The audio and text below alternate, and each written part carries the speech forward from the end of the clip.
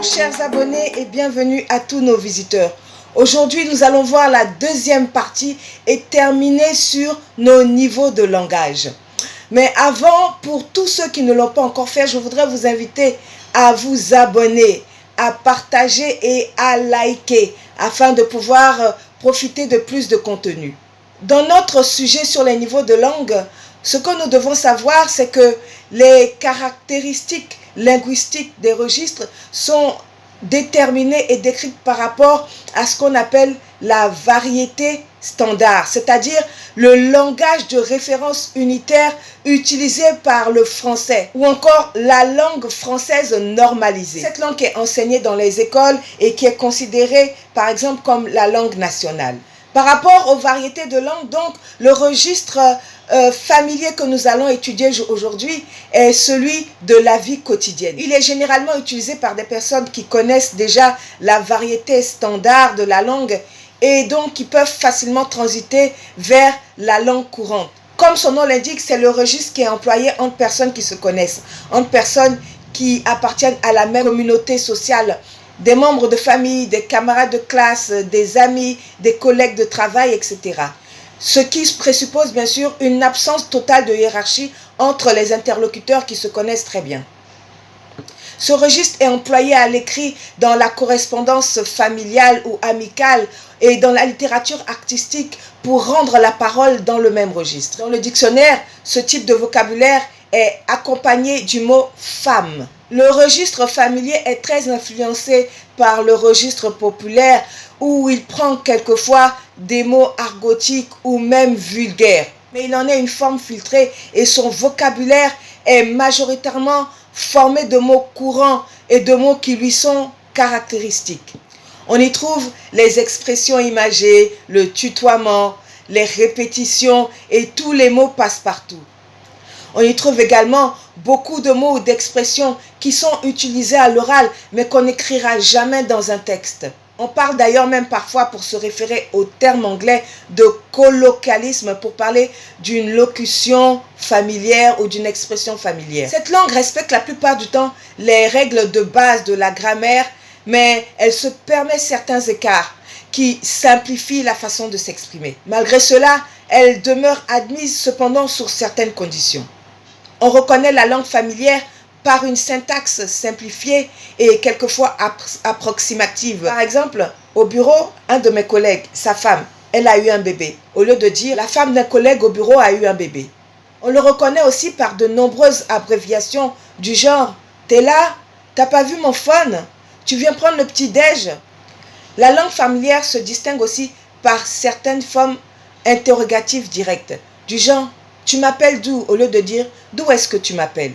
ou encore par l'interrogation par la simple intonation. Quand il vient, le langage familier a également un vocabulaire familier, du genre claquer, éreinter, esquinter, vanner, pour dire fatigué à l'excès. On peut facilement remarquer que par le jeu des influences de langage et du fait des mots phénomènes de mode, le langage familier se trouve être beaucoup plus riche et plus varié que les autres. Cependant, il est moins stable parce que plus éphémère.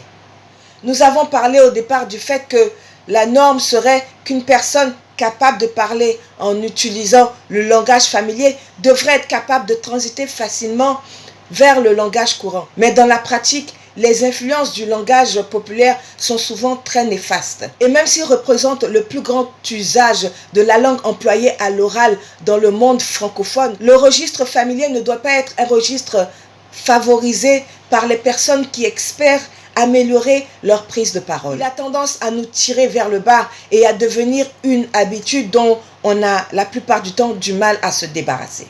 Je voudrais donc vous dire ceci. Du niveau de votre langage dépendent les milieux où l'on vous entendra et donc les hauteurs que vous pourrez atteindre. Je voudrais donner là un exemple concret. Je me rappelle que quand j'ai quitté l'école française dans laquelle j'étais pour aller dans une école beaucoup moins cotée et à l'extérieur d'Abidjan, je me suis retrouvée dans un milieu où les gens n'avaient pas forcément l'habitude de parler un français d'une certaine qualité. Ils étaient plutôt dans le langage familier. Moi, pour avoir vécu dans un milieu où on faisait tous les hommages et tous les honneurs à la langue plus ou moins soutenue, au moins courante, j'ai eu du mal. Au début, on se moquait de moi. On me disait, oui, mais elle se prend pour qui? Comment elle parle? Du coup, j'ai voulu imiter, j'ai voulu me mettre au même niveau que les autres. J'ai voulu me fondre dans la masse et j'ai commencé à parler comme tout le monde. Mais quelques années après, je suis retournée dans cette école française. Et là, je me suis rendu compte que j'avais perdu ma capacité à m'exprimer vraiment correctement, à pouvoir parler avec les autres. J'étais quelquefois un peu gênée et ça m'a défavorisée. Donc, quoi qu'on vous dise, sachez que parler du bon français n'est pas une tare. Au contraire, c'est un privilège et c'est une opportunité qui vous ouvre des portes. Nous en venons maintenant à notre dernier registre, le registre populaire. Alors, c'est vraiment le registre de la langue la moins soignée. C'est d'ailleurs plus ou moins une langue spontanée. Pour rester dans ce registre, d'aucuns diraient « ça sort comme ça sort ». Mais si je veux employer une expression plus jolie, je dirais « c'est un langage qui se situe souvent au ras des pâquerettes ». Ce registre est utilisé dans toutes les situations par les personnes qui n'ont pas un niveau d'instruction suffisant pour maîtriser la variété standard et donc qui n'ont pas d'autre choix que d'utiliser ce registre. Malheureusement, aujourd'hui, c'est un langage adopté volontairement par des personnes instruites et essentiellement dans les milieux estudiantins ou par les adolescents. Ce niveau de langage se permet toutes les libertés sans se soucier de correspondre aux règles de grammaire ou de syntaxe.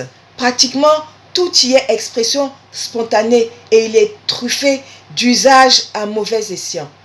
Les anglicismes, les impropriétés, les termes péjoratifs, les conjugations inadéquates, les erreurs d'accord du genre et du nombre. C'est un langage généralement très expressif et il utilise souvent des expressions toutes faites, même si la recherche expressive est quelquefois involontaire.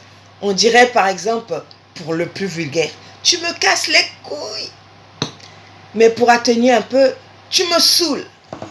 Comme je l'ai dit en parlant du fait de pouvoir jongler d'un registre à l'autre, pour donner de la couleur à une prise de parole, de plus en plus d'institutionnels ont tendance à utiliser le langage populaire pour donner de la couleur à leur prise de parole, pour détendre l'atmosphère.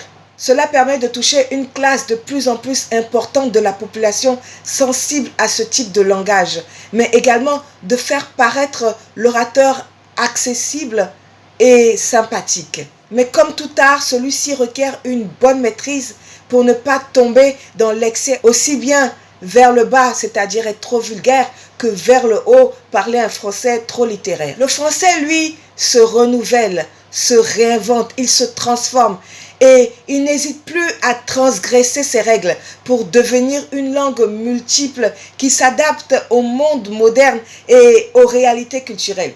Il n'existe donc plus une seule langue française, mais des langues françaises. Le constat est également fait que plus le registre de langue devient familier, plus les variétés de langues s'éloignent les unes des autres. On peut alors remarquer une plus grande disparité dans le langage utilisé. À l'opposé, plus le registre de langue est soutenu, moins on remarque de différences au sein des différentes variétés du français. Certains mots disparaissent avec le temps, d'autres apparaissent.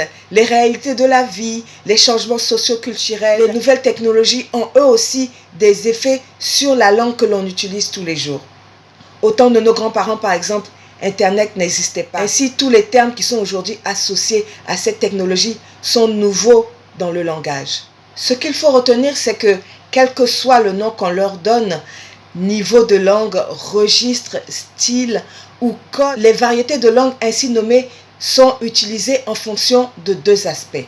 Les caractéristiques du locuteur et ensuite les caractéristiques de la situation de prise de parole. Ce qui tient du locuteur, ce sont son niveau d'instruction, sa catégorie sociale, ses intentions, son vouloir paraître, son éducation familiale, sa capacité ou sa disponibilité à utiliser un registre ou un autre. En ce qui concerne la situation de communication, elle comporte les caractéristiques du ou des destinataires de la communication qui sont du même type que celle du locuteur. Le degré d'intimité entre le locuteur et les destinataires ainsi que le rapport hiérarchique entre eux.